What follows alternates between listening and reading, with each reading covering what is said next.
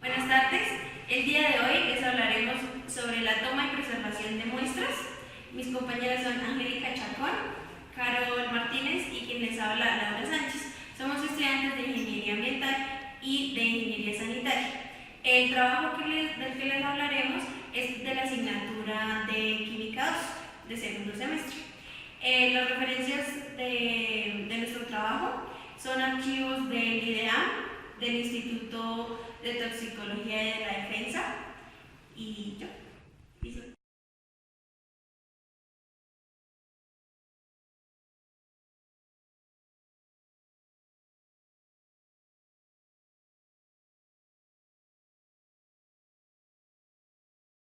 Existen tres tipos de muestras. Una la muestra simple, otra la muestra compuesta y otra la muestra integrada. A continuación vamos a observar cada tipo de muestra y en qué estas son utilizadas. Muestras compuestas. Se refiere a una combinación de muestras simples o puntuales tomadas en el mismo sitio a diferentes tiempos. Se recomienda emplear este tipo de muestras cuando las características de las aguas presenten variaciones en el tiempo.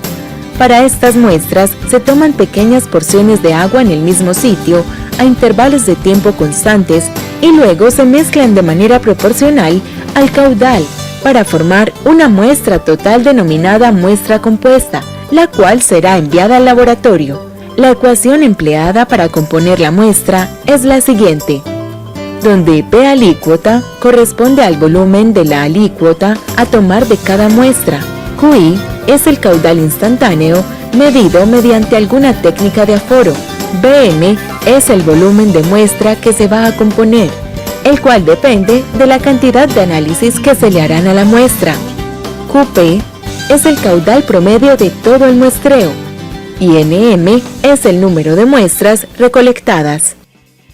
Es importante tener en cuenta que todos los recipientes para componer muestras se deben purgar con el fin de eliminar cualquier impureza y se deben rotular adecuadamente para permitir su identificación.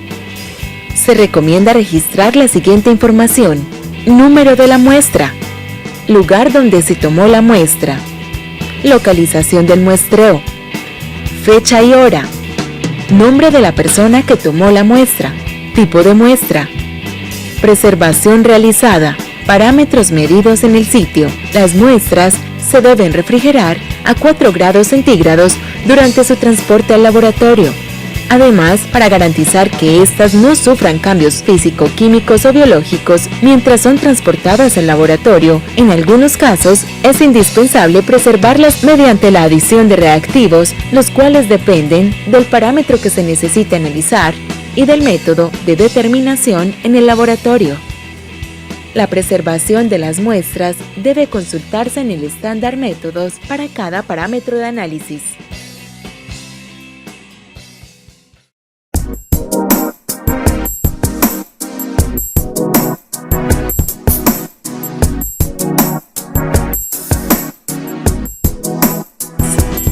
Son aquellas que se forman por la mezcla de muestras puntuales tomadas de diferentes puntos simultáneamente o lo más cerca posible.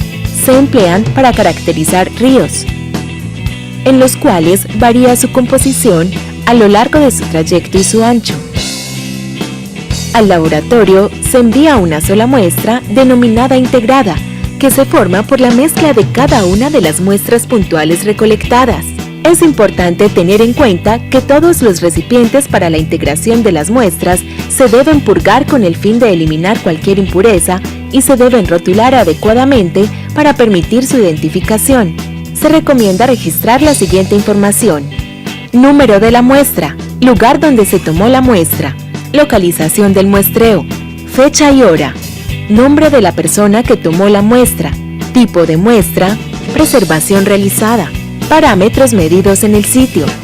Las muestras se deben refrigerar a 4 grados centígrados durante su transporte al laboratorio. Además, para garantizar que éstas no sufran cambios físico-químicos o biológicos mientras son transportadas al laboratorio, en algunos casos es indispensable preservarlas mediante la adición de reactivos, los cuales dependen del parámetro que se requiera analizar y del método de determinación en el laboratorio. La preservación de las muestras debe consultarse en el estándar métodos para cada parámetro de análisis. En el caso de los análisis microbiológicos, no es posible emplear una muestra integrada, ya que ésta debe ser tomada directamente de la fuente de agua para evitar alterar su composición microbiológica. En este caso, se debe destapar el recipiente esterilizado dentro del cuerpo de agua, taparlo de igual manera y refrigerarlo a 4 grados centígrados. Parámetros como el pH, la temperatura, el oxígeno disuelto, el cloro residual y el potencial redox, entre otros, son inestables en el tiempo, por lo que su determinación debe realizarse en campo. Para ello se debe sumergir la sonda de medición directamente en el punto de muestreo, y en aquellos casos donde las corrientes sean muy fuertes, se debe tomar una muestra en un beaker y hacer la medición inmediatamente. Todos los electrodos de medición deben ser lavados con abundante agua destilada después de su uso. La persona encargada de la toma de muestras debe llevar los equipos necesarios para tales mediciones, garantizando siempre que estén calibrados y en correcto funcionamiento.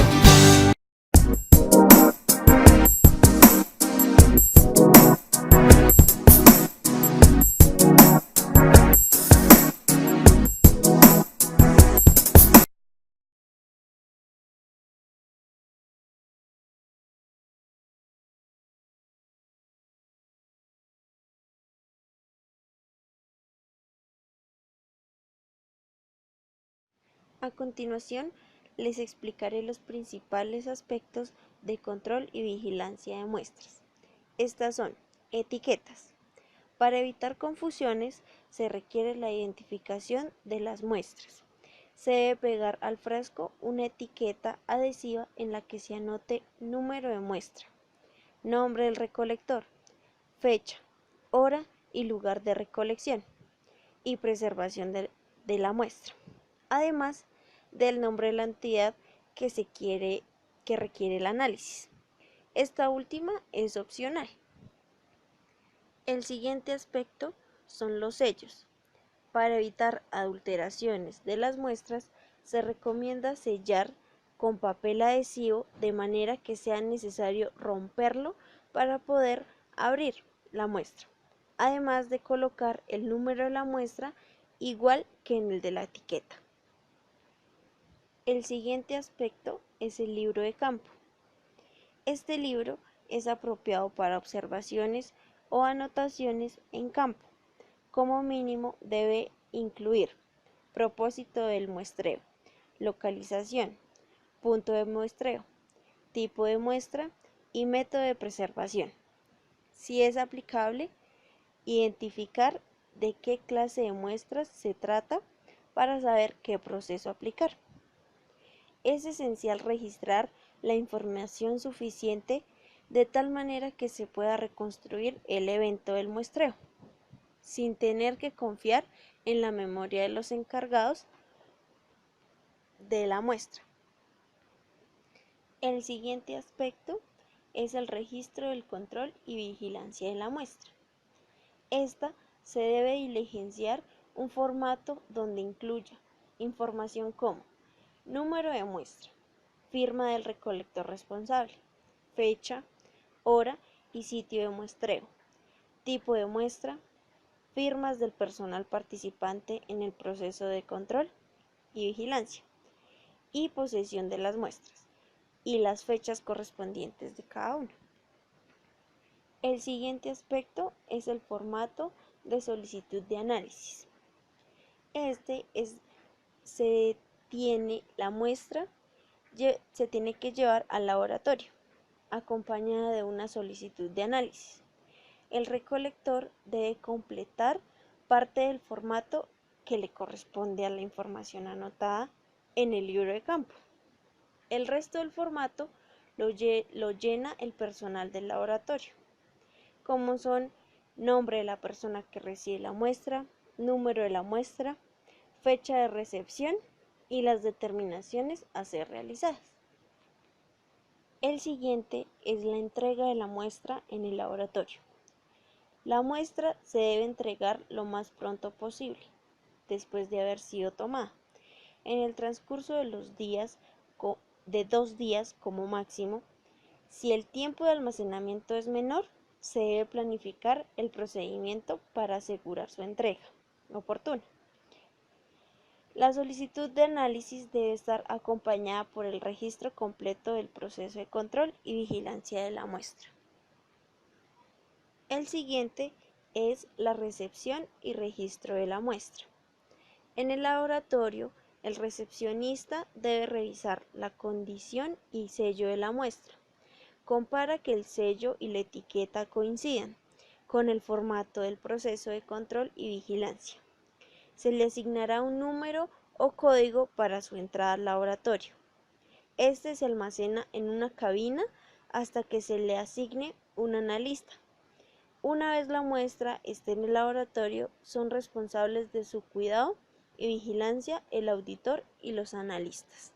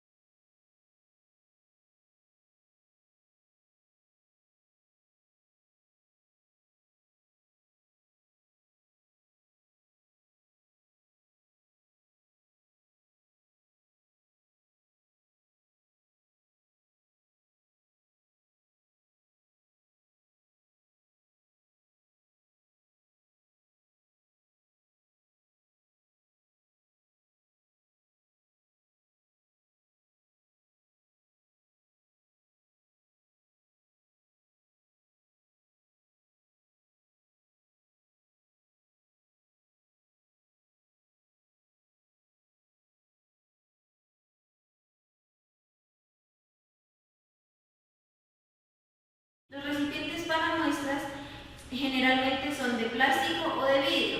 Estos varían dependiendo del compuesto de la muestra que se tome. A estos recipientes se les hace un determinado mantenimiento, que necesariamente siempre se trata de detergentes que no contengan fósforo, ya que hay algunos jabones que al lavar los recipientes se quedan compuestos en las paredes de los mismos y alteran las muestras futuras. Existen diferentes recipientes de muestras. Entre esos está la botella de Van Dorp. Esta botella se permite tomar muestras verticalmente y horizontalmente. Cuando es verticalmente, toma la muestra dependiendo de un metraje de la cuerda. Y generalmente esta botella tiene 2 tapas a cada uno de sus extremos, que cuando ya esté a la profundidad que se quiere, se suelta la pinza y cierra completamente la muestra que se necesita. Normalmente necesitamos recipientes que sean oscuros y no permitan el paso de luz para que cuerpos de algas o parecidos se... Cierre él, cuando venga el peso por aquí, va a pegar con esto. ¿Vale? Perfecto. No lo he aceptado. Ahora. ¿Vale? Ya está, ahí. ¿Ya? Ahora. Lo tiro ya. Esto parece sencillo, pero hay que ir tac, tac, tac. Venga. Pica esto, sí, sí. 3 medidas. Vale, es Más ganas. Con todo fuerte. Se va a caer, se va a caer. Que pesa, No, que va a pesar. Espera, límpialo porque no Y no me hagas el bailecito que no. No sé, sería una marihuana. Sácalo y lo vuelves a... Tiene que dar, exacto, el agujerito. Vale. Agujerito. No, pero ahí, un poquito más. Pero se ve más, ahí, se ve más.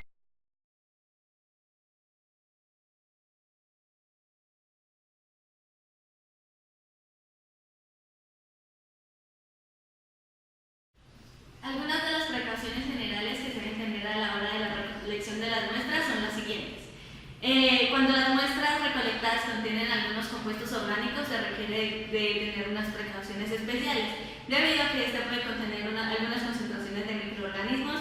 Lo que puede ocurrir es que se corra el riesgo de perder la muestra totalmente o parcialmente. Otra es que dentro de la muestra no debe haber material turbio. Otra es los cambios físico-químicos que pueden ocurrir dentro de la muestra, entonces se debe tener mucho cuidado con esto. Y la selección de la técnica para recolectar muestras de homogeneidad debe ser la indicada, entonces esta debe ser primero indagada para así poder ir a recolectar este tipo de muestras.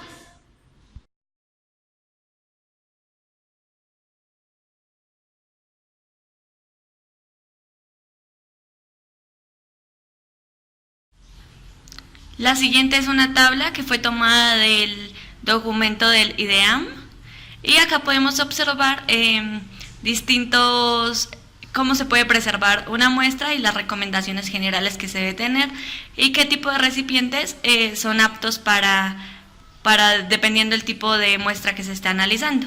Podemos observar la determinación, qué tipo de recipiente, el volumen, el tipo de muestra, la preservación que se debe tener y el almacenamiento que se le debe dar a dicha muestra, porque como sabemos a todas las muestras no se les da el mismo análisis.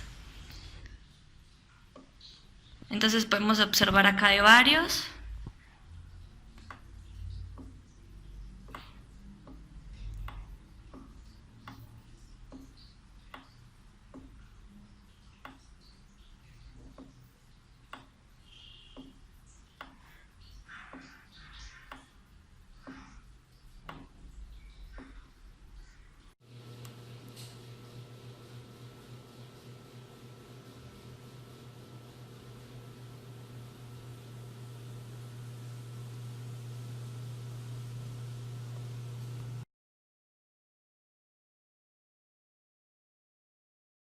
Bueno, les puedo hablar acerca de la cantidad de muestra.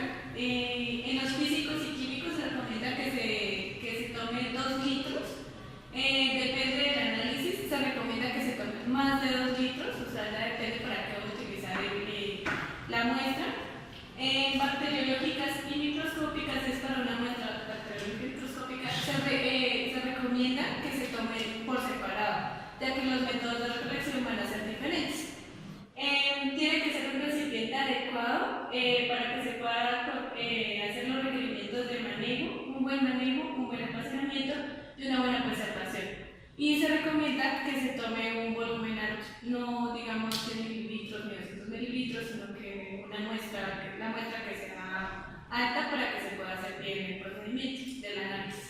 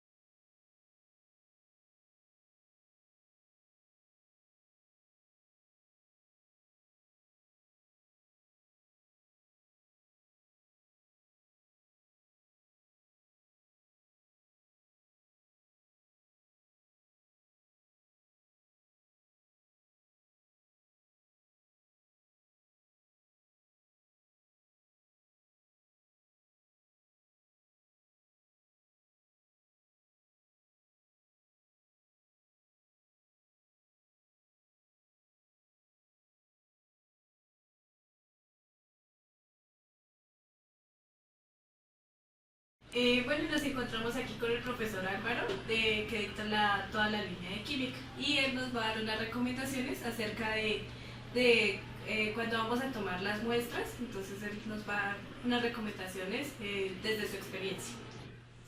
Bueno, pues cuando uno hace el muestreo es la primera opción de empezar a hacer mal el trabajo, porque si uno toma mal la muestra, de ahí en adelante pues va a tener problemas, ¿sí?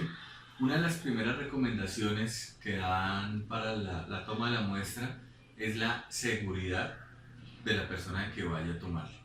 Entonces, por ejemplo, el uso de las botas de caucho, el uso de material que sea protector, en el caso de si es agua residual, con la mascarilla, con todos los implementos de bioseguridad necesarios que se deban hacer. Se tiene que definir previamente si la muestra, por ejemplo, va a ser simple, puntual, compuesta. Es decir, uno tiene que planificar antes de ir a campo cómo va a ser la forma en que va a tomar la muestra. También es importante que la muestra sea representativa, es decir, que uno no vaya a tomar, por ejemplo, 50 mililitros para llevarlo al laboratorio y muy poquita cantidad, después nos vamos a quedar sin muestra. Tiene que ser una muestra representativa, y eso depende de, por ejemplo, una inspección inicial del sector. Entonces, por ejemplo, si yo veo que es un agua residual, puedo mirar, por ejemplo, si voy a determinar DBO, que puede ser relativamente poca muestra, ¿sí? O 500 mililitros, 1 litro. Entonces es importante planificarlo con una visita en el sector antes de. También es importante definir, por ejemplo, el material. No todas las muestras, por ejemplo, se pueden almacenar en vidrio, no todas las muestras se pueden almacenar en plástico. Hay unos protocolos especiales dependiendo de el tipo de prueba que se va a realizar. Entonces, por ejemplo, en algunos recomiendan que sea en vidrio de borosilicato, unas condiciones especiales, que se lave previamente con detergente no fosfatado, que no contenga fósforo, que sea secado el material 1 hora, después se le hace otro tratamiento, que sea secado por otra hora. Eso, por ejemplo, depende de la prueba, para que eso no vaya a afectar la muestra como tal. Ahora, hay pruebas en donde se puede hacer directamente en el sitio de muestreo sin tener que alterar, y depende también, por ejemplo, qué tan lejos esté el sitio del análisis de la muestra, por ejemplo el laboratorio. Si el laboratorio, hay muestras que, por ejemplo, admiten un transporte máximo de 6 horas. Si el laboratorio está, o el sitio donde se va a analizar, a más de 6 horas, es mejor hacer el análisis de la muestra directamente en el sitio. Entonces, en algunos casos, por ejemplo, hay que adicionarle a la muestra 1 mililitro de ácido sulfúrico concentrado. En otros hay que adicionarle una solución, por ejemplo, de fosfatos, una solución buffer de fosfatos, si uno para mantener esas condiciones. Pero entonces lo más importante es primero determinar para qué quiero la muestra, es decir, para qué tipo de prueba, determinar cómo se va a hacer el muestreo, determinar las condiciones, porque no es lo mismo, por ejemplo, tomar una muestra en época de sequía que tomarla en época de lluvia. Van a variar las condiciones, pero eso se hace, por ejemplo, una previa vista al campo. Ahora, eso, por ejemplo, en aguas, digamos, en aguas residuales, por ejemplo, en algunos casos, si es de una descarga, hay que hablar, si es una empresa, hablar con la empresa, solicitar un permiso para poder hacer la toma de la muestra.